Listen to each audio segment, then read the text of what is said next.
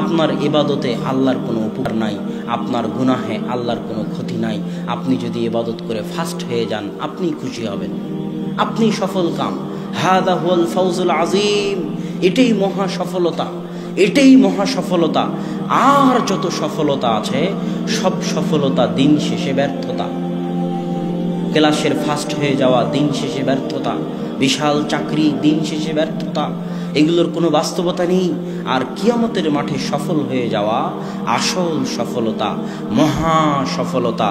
তাই মানুষের উচিত কিয়ামতের মাঠে সফল হওয়ার চেষ্টা করা, কিয়ামতের মাঠে ফার্স্ট হওয়ার চেষ্টা করা, কিয়ামতের মাঠে জান্নাত পাওয়ার চেষ্টা করা।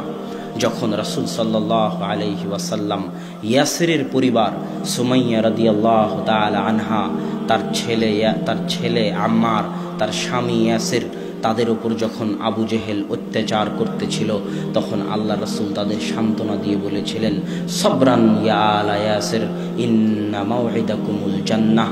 হে ইয়াসিরের পরিবার, আজ তোমরা আমি মুহাম্মদ আমার কথা শুনতে গিয়ে যে অত্যাচার ভোগ করতেছ, যে নির্যাতন ভোগ করতেছ, যে কষ্ট ভোগ করতেছ, আমি মুহাম্মদ এই নির্যাতনের বিনিময়ে, এই কষ্টের বিনিময়ে, এই দুঃখের বিনিময়ে তোমাদেরকে ওয়াদা দিতে পারবো না যে আমি তোমাদেরকে একদিন এমপি বানিয়ে দিব, মন্ত্রী বানিয়ে দিব, চেয়ারম্যান বানিয়ে দিব, জমি জায়গার মালিক করে দিব, ফ্ল্যাট বাড়ির মালিক করে দেব। এই ওয়াদা দিতে পারবো না। তবে আমি মুহাম্মদ এতটুকু বলতে পারি, ইন্না মাউইদাকুমুল জান্নাহ। আজকে অত্যাচার, জুলুম, নির্যাতনের উপর যদি তোমরা ধৈর্য ধারণ করো, তাহলে কিয়ামতের মাঠে আমি তোমাদেরকে জান্নাত নিয়ে দেব। আল্লাহ।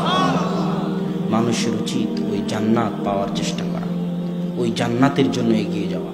সাবিকু, তোমরা দৌড়ে যাও, তোমরা প্রতিযোগিতা করো আল্লাহর জান্নাতের জন্য, আল্লাহর রহমতের জন্য, আল্লাহর জান্নাতের দিকে দৌড়ে দৌড়ে প্রতিযোগিতা করে এগিয়ে যাও। রাসূল সাল্লাল্লাহু আলাইহি ওয়াসাল্লামের হাতে যখন বায়াত করতেছিল মদিনাবাসী, আসাদ বিন জুরারা তাদের মধ্যে একজন ছিলেন, তখন আল্লাহ রাসূল তাদের থেকে বায়াত নিচ্ছিলেন, শপথ। বায়াত শুধু রাষ্ট্রনেতার হাতে জিহাদের উদ্দেশ্যে, আনুগত্যের উদ্দেশ্যে শুধু রাষ্ট্রনেতার হাতে করা যায়, অন্য কারো কাছে নয়। আল্লাহ রাসূল যখন তাদের থেকে বায়াত নিচ্ছিলেন, তখন বায়াতে এই বাক্যগুলো ছিল, তুবাইউনি আলা সামঈ ওয়াত তাআহ, তোমরা আমার কথা শুনবে দুঃখে কষ্টে, এই মর্মে বায়াত করো। টাকা পয়সা দিবে, দান করবে, সচ্ছল থাকো অসচ্ছল থাকো, এই মর্মে বায়াত করো। সৎ কাজের আদেশ দিবে, অসৎ কাজে বাধা দিবে, এই মর্মে বায়াত করো। তারপরে বলতে বলতে বলতে বলতে আল্লাহ রাসূল বললেন, তামনাউনি মিম্মা তামনাউনা আনফুসাকুম ওয়া আজওয়াজাকুম ওয়া আবনাআকুম।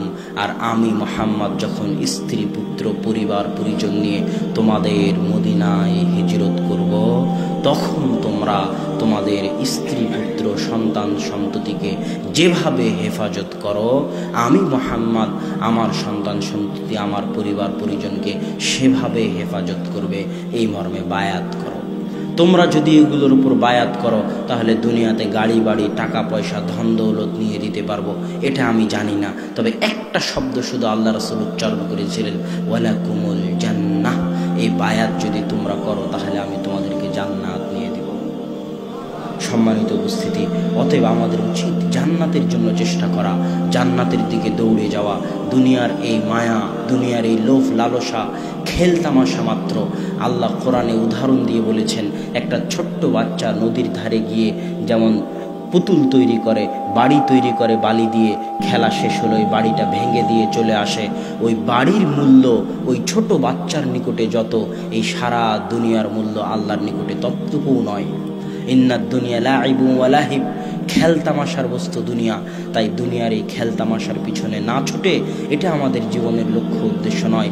আমাদের জীবনের লক্ষ্য উদ্দেশ্য কোনো মতে দুনিয়াতে বেঁচে থেকে, কোনো মতে দুনিয়াতে বেঁচে থেকে 60 বছরের জীবন কোনো মতে পার করে পরকালে আল্লাহর নিকটে জান্নাত নেওয়া। আল্লাহ তুমি আমাদের তৌফিক দান করো, আল্লাহুম্মা আমিন। এই বলে আজকের সংক্ষিপ্ত বক্তব্য এখানেই শেষ করতেছি।